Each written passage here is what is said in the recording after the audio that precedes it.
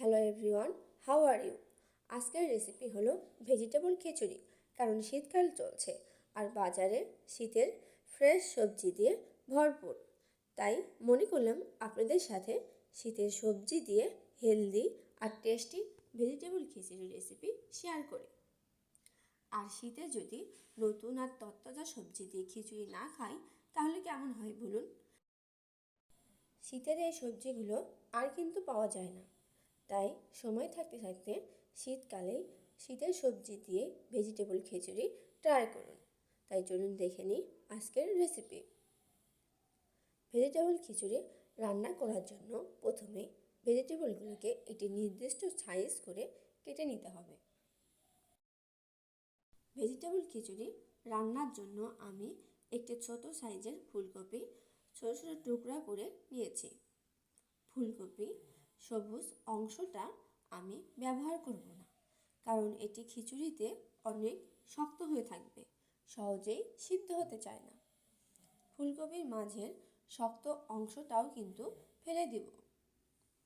শুধু ফুলগুলোকেই ছোট মাঝারি টুকরা করে কেটে নিব।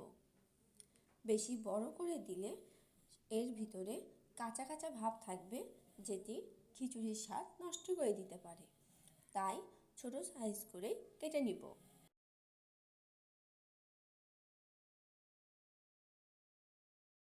এখন আমি 4 থেকে 5টি সিম ছোট টুকরা করে নিয়ে নিচ্ছি। সিমের চারপাশে শক্ত অংশ থেকে সুতার মতো অংশ যেটি বের হয় সেটি বের করে ফেলে দিব। তারপর ছোট টুকরা করে নিয়ে নিব। সিমের সাইজটা একটু বড় হয়েছিল, তাই আবারও ছোট করে নিচ্ছি। বেশি বড় হলে সিমগুলো গলবে না, সেগুলো রান্নার মধ্যে দেখা যাবে। এবার ব্যবহার করছি গাজর। আমি এখানে 2টি গাজর নিয়েছি। গাজরগুলোকে ভালো করে তার ওপরে স্কিনটা ফেলে দিব। স্কিনটা ডিপ করে কেটে নিলে গাজরগুলো খুব দ্রুত সিদ্ধ হবে। গাজরগুলো প্রথমে রাউন্ড শেপে কেটে নিতে হবে। এবার এগুলো ছোট ছোট টুকরা করে কেটে নিচ্ছি। দেখতেই পাচ্ছেন আমি কিন্তু এগুলো কুচি করে নিচ্ছি। আজ নতুন একটি জিনিস অ্যাড করছি, পেঁয়াজের ফুলকা। অনেকে এটাই পেঁয়াজের ফুলও বলে থাকে। এটি খিচুড়িতে ছোট ছোট টুকরা করে দিয়ে দিচ্ছি। পেঁয়াজের এই ফুলকাগুলো গোল গোল করে কিন্তু কেটে নিলে দেখতে সুন্দর লাগে। খিচুড়িতে বেশি দিব না, 6-7টা ফুলকা কিন্তু ছোট ছোট টুকরা করে দিয়ে দিলাম। খিচুড়িতে পেঁয়াজের ফুলকা বেশ একটা ভালো স্বাদ নিয়ে আসে। আমি সামান্য ধনিয়া পাতা খিচুড়িতে দিয়ে দিচ্ছি। ধনিয়া পাতা খিচুড়িতে একটি অ্যারোমা নিয়ে আসবে। ধনিয়া পাতাগুলো কুচি কুচি করে কেটে দিব। এতে ধনিয়া পাতার সমস্ত খিচুড়ির মধ্যে ছড়িয়ে পড়বে। 10টি মাঝারি সাইজের আলু কুচি করে দিচ্ছি। এই আলুগুলো নতুন, তাই এগুলোর সাথে সামান্য ছাল রয়ে যাবে। আলু দিয়ে খিচুড়ি রান্না করলে খিচুড়ি আঠালো হয়। টমেটোগুলো একটু লম্বা লম্বা করে কিন্তু কেটে দিচ্ছি। টমেটোগুলো এভাবে লম্বা লম্বা করে কেটে নিলে টমেটোগুলো কিন্তু গলবে না, এভাবেই থেকে যাবে। টমেটোগুলো আপেল কাটার মতো করে কেটে নিচ্ছি। আমি এখানে সবজিগুলো একটি বলে উঠিয়ে রাখছি। আরও কিছু সবজি কেটে নেওয়ার বাকি আছে।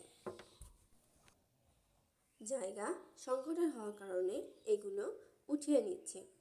আমি এখানে 5-7টা লাউ শাকের পাতা নিয়েছি। এগুলো ভালোভাবে পরিষ্কার করে আমি কুচি করে কেটে নিচ্ছি। চেষ্টা করবেন লাউ শাকের কচি পাতা নেওয়ার জন্য। 6টি দেশি বড় সাইজের পেঁয়াজ কুচি করে কেটে নিচ্ছি। এর সাথে প্রায় 25টার মতো কাঁচামরিচও ব্যবহার করছি, যেগুলো মাছ বরাবর ফালি করে নিচ্ছি। ঝালটা কিন্তু আপনাদের নিজস্ব স্বাদ মতো। খিচুড়ির জন্য আমার সবজি কাটা শেষ। এবার পরবর্তী ধাপ, চলুন দেখে নিই পরবর্তী ধাপের কাজ। এই ধাপে আমি সমস্ত সবজিগুলো একটি কড়াইয়ে ঢেলে দিচ্ছি। অনেকেই প্রশ্ন করতে পারেন, আমি কেন সবজিগুলোকে পানি দ্বারা ধুয়ে নিলাম না? আমি সবজিগুলোকে কাটার আগেই কিন্তু পানি দিয়ে ধুয়ে নিয়েছি, সেজন্য আর পরে ধুয়ে নিচ্ছি না। এখন এই সবজিগুলোর মধ্যে দিয়ে দিচ্ছি ছোলা বুট। আমি ছোলা বুটগুলোকে প্রায় 5 ঘন্টা পানিতে ভিজিয়ে রেখেছিলাম। ছোলা বুটগুলো পানিতে যত বেশি সময় ভিজিয়ে রাখা যাবে তত বেশি কিন্তু সিদ্ধ হবে। প্রায় 250 গ্রাম ছোলা বুট নিয়েছিলাম। এর সাথে দিচ্ছি 150 গ্রাম মসুর ডাল।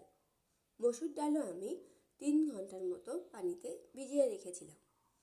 দিয়ে দিচ্ছি 2টি তেজপাতা, 2 টেবিল চামচ লবণ, 3 টেবিল চামচ আদা ও রসুন বাটা, 1 টেবিল চামচের মতো হলুদ গুঁড়া, 1.5 টেবিল চামচ লাল মরিচের গুঁড়া। লাল মরিচের কারণে কালারটা কিন্তু ভালো আসবে। 250 মিলি রান্নার তেল দিচ্ছি। এখন সমস্ত উপকরণগুলো হাতের সাহায্যে খুব ভালোভাবে মেখে নিব, যাতে প্রতিটা সবজি সমানভাবে ছড়িয়ে পড়ে। এবার প্রায় হাফ কেজি পরিমাণ চাল দিচ্ছি। আমি এখানে রেগুলার মিনিকেট চালই দিয়ে দিচ্ছি। আবার মেখে নিচ্ছি। এভাবে মিক্স করলে চালের সাথে সব সবজি খুব ভালোভাবে মিক্স হয়ে থাকে। এখন প্রায় 1 লিটার পরিমাণ পানি দিয়ে দিলাম। আমি পানিটা আগেই মেপে রেখেছিলাম, এখন একবারেই ব্যবহার করছি। এখন একটি কড়াইয়ে চুলায় বসিয়ে দিয়ে ঢাকনা দিয়ে প্রায় 15-20 মিনিট হাই হিটে রান্না করে নেব। 15 মিনিট পর ঢাকনা খুলছি। এখনও কিন্তু পানি রয়ে গেছে আর পানিগুলো টকবক করছে। এবার একটি নাড়ি দিয়ে নেড়ে নিচ্ছি। এই সময়ের মধ্যে একবার বা 2বার ঢাকনা খুলে পানির ঘনত্ব চেক করে নিয়ে নেবেন আর একটু একটু করে নেড়ে দিবেন। আমার কাছে মনে হচ্ছে আরও একটু পানি লাগবে, তাই 2 কাপ পানি দিয়ে দিলাম এবং ঢাকনাটা দিয়ে দিচ্ছি। এই অবস্থায় 10 মিনিট রান্না করলেই হয়ে যাবে। প্রায় 7 মিনিট পর ঢাকনা খুলে দেখলাম প্রায় পানি শুকিয়ে এসেছে আর খিচুড়ির রাইসগুলো সমস্ত ভেজিটেবলের সাথে সিদ্ধ হয়েছে, কিন্তু নিচে সামান্য পানি আছে যেগুলো ফুটছে। তাই আরও কিছু সময় মিডিয়াম লো হিটে রান্না করব।